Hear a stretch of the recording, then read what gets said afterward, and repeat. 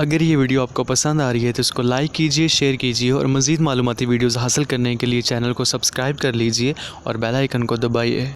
بسم اللہ الرحمن الرحیم۔ ناظرین، ترکی کے ایک تاریخی ڈرامے ارطغرل کی آج کل بہت زیادہ چرچے ہیں۔ اس ڈرامے نے پوری دنیا میں تہلکہ مچا رکھا ہے اور اس کی پذیرائی اور مقبولیت کسی بھی ہالی ووڈ کی شور آفاق مووی سے بہت زیادہ ہے۔ یہ ایک تاریخی ڈرامہ ہے جس میں سلطنت عثمانیہ کی عظیم جدوجہد کی عکاسی کی گئی ہے۔ اس ڈرامے کو دیکھنے کا ہر کسی کا اپنا انداز ہو سکتا ہے۔ کوئی اس کو تاریخ کے پس منظر میں دیکھتا ہے، کوئی اس کو عسکری مہمات کے طور پر دیکھتا ہے، لیکن اگر ہم اس کا بغور جائزہ لیں تو اس میں ارطغرل غازی کی قائدانہ صلاحیتوں کے حوالے سے بہت سے پہلو نمایاں ہیں۔ اگر ہم ان کا بغور جائزہ لیں تو ان میں سے بہت سے ایسے عوامل ہیں اور ایسی خصوصیات ہیں جن پر ہم انفرادی طور پر یا اجتماعی طور پر عمل درآمد کر کے ایک کامیاب انسان بن سکتے ہیں اور بڑے سے بڑے مقاصد کا حصول ممکن بنایا جا سکتا ہے۔ ارطغرل غازی کائی قبیلے میں پیدا ہوا۔ یہ خانہ بدوش قبیلہ تھا جو بھیڑ بکریوں کو چرا کر اپنا گزر بسر کرتا تھا۔ اس قبیلے میں پیدا ہونے والے اس نوجوان نے ایک خواب دیکھا اور اپنی سرزمین اور ایک نئی ریاست کے قیام کو عملی جامہ پہنانے کے لیے تگ و دو کی۔ اس سے یہ بات ظاہر ہوتی ہے کہ بڑے مقاصد کے حصول کے لیے انسان کو بڑے خواب دیکھنے چاہیے۔ جب تک انسان بڑے خواب نہیں دیکھتا وہ اعلیٰ مقاصد کے حصول کے لیے جدوجہد نہیں کرتا، اور جدوجہد نہیں کرتا تو پھر کامیابی نہیں ملتی۔ مزید یہ کہ ارطغرل غازی نے اس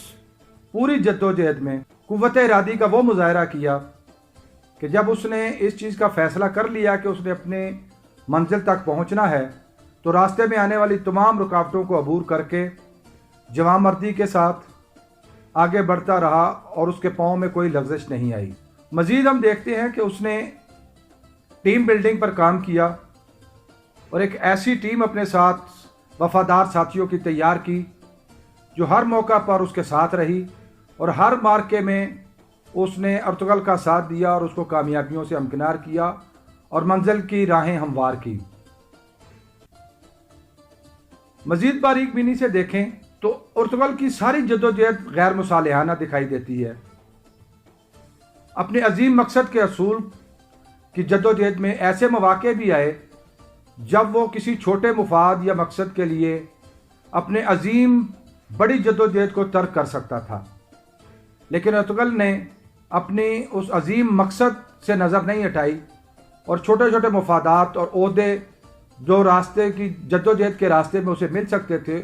اس کو پاؤں کی ٹھوکر سے اڑا کے رکھ دیا۔ مزید یہ کہ بہت سے ایسے مواقع آئے جب آگے راستہ بند دکھائی دیا اور نظر یہ آ رہا تھا شاید آگے بڑھنے کے راستے جو ہیں وہ بالکل ختم ہوتے چلے جا رہے ہیں۔ ایسی صورت میں بھی ارطغرل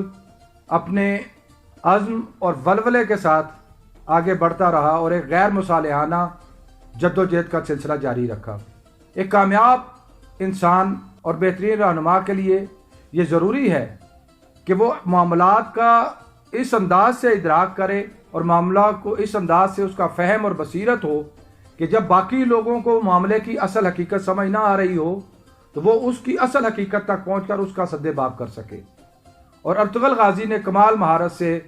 ان تمام امور کو انجام دیا۔ کوئی بھی معرکہ سر کرنے کے لیے صرف عسکری قوت کا ہونا کافی نہیں ہے، بلکہ دشمن کی چالوں کو سمجھنا اور اس کا سد باب کرنا بھی ضروری ہے۔ ارطغرل نے اپنی پوری جدوجہد کے دوران ایسی منصوبہ بندی کی اور ایسی چالیں مرتب کی جس کی وجہ سے اس کا دشمن اس کے ہی بچھائے ہوئے جال میں پھنس گیا اور وہ اہداف اور وہ مقاصد جو لے کر دشمن آیا تھا وہ اس میں ناکام رہا اور ارطغرل کی کامیابیوں کے راستے ہموار ہوتے چلے گئے۔ اس کے علاوہ اس پوری جدوجہد میں ارطغرل کے بہت قیمتی اور پیارے साथी भी शहीद हुए, लेकिन शहादत के और गम की इस घड़ी में अर्तुगल ने कमाल हौसला मंदी के साथ अपने हौसले को भी बरकरार रखा और अपने साथियों को भी हौसला बरकरार रख के वहाँ से एक नए अज़्म का इयादा करते हुए अगली मंजिलों की तरफ रवा दवा रहा। अर्तुगल गाजी की जद्दोजहद को देखें तो वो जद्दोजहद एक जुहद मुसलसल है कि एक मार्का सर करने के बाद अर्तुगल आराम से नहीं बैठा, बल्कि दूसरे से तीसरे और चौथे मार्के की तरफ बढ़ता चला गया। लिहाजा कामयाब इंसान के लिए ज़रूरी है कि वो अपनी जद्दोजहद का तसलसल बरकरार रखे और उस तसलसल के साथ मंजिल की तरफ आगे बढ़ता चला जाए। इसी तरह अर्तुगल की असूल पसंदी, अपने हों या पराए हों, जब भी मामला फैसला करने का हो तो सके भाई और दोस्तों को भी उसने उसी पैराए में डील किया जिस तरह वो किसी गैर को डील करता था। लिहाजा ज़रूरी है कि जब इंसान आगे बढ़ रहा हो और मंजिल की तरफ कामयाबी की तरफ बढ़ना चाहे तो उसको असूल पसंद होना चाहिए। अर्तुगल ने हर मुकाम पर अपने आप को एक मिसाल के तौर पर पेश किया। सिर्फ जो साथ चलने वाले लोग थे या सिपाही या कारकुनान, उनको मार्कों के लिए नहीं भेजा, हर मार्के को उसने खुद जाकर अमली तौर पर उसका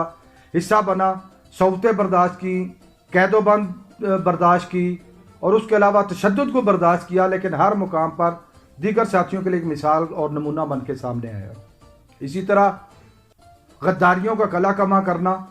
पूरी तारीख भरी पड़ी है कि जब भी गद्दारों ने सर उठाए,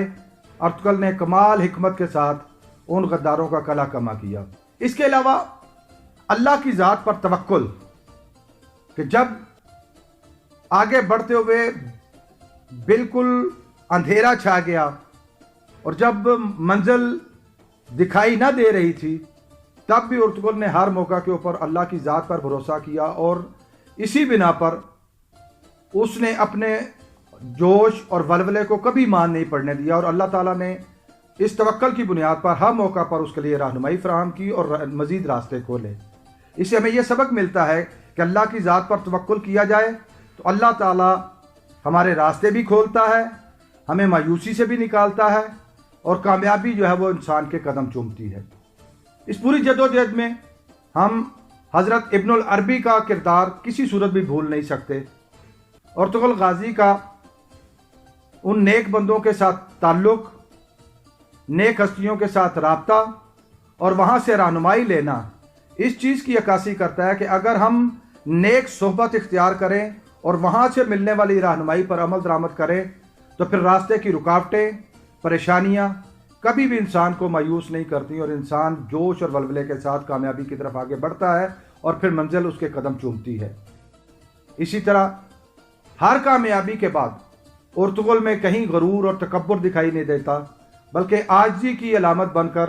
अर्तुगल ने हर कामयाबी को अल्लाह की तरफ से अता की हुई कामयाबी करार दिया और आजिज़ी के साथ अपनी जद्दोजहद को लेकर आगे बढ़ता रहा। अगर हम चाहते हैं कि हम ज़िंदगी में कामयाब हों इनफरादी और इज्तिमाई तौर पर, तो हमें अर्तुगल के इस ड्रामे को अपने बच्चों को दिखाना चाहिए ताकि यहाँ से वो रहनुमाई पा सकें, मोटिवेशन पा सकें और उनको वो भूला हुआ सबक याद दिलाया जा सके जो